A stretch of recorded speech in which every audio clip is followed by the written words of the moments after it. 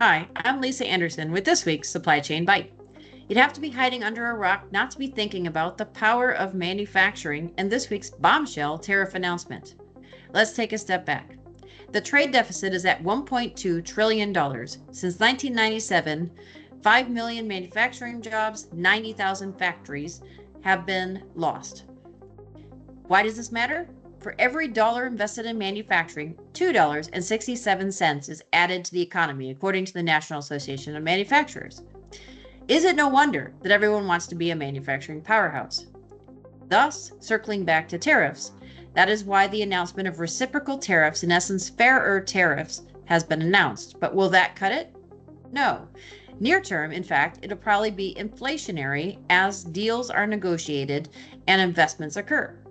Now, on the other hand, $5 trillion of investments have already been announced in 2025. So long as these are accompanied by deregulation, reductions in the cost of energy, and tax cuts, it's going to stimulate a manufacturing boom, which will create a robust economy. So what should we be thinking about? If you're manufacturing, ramp it up.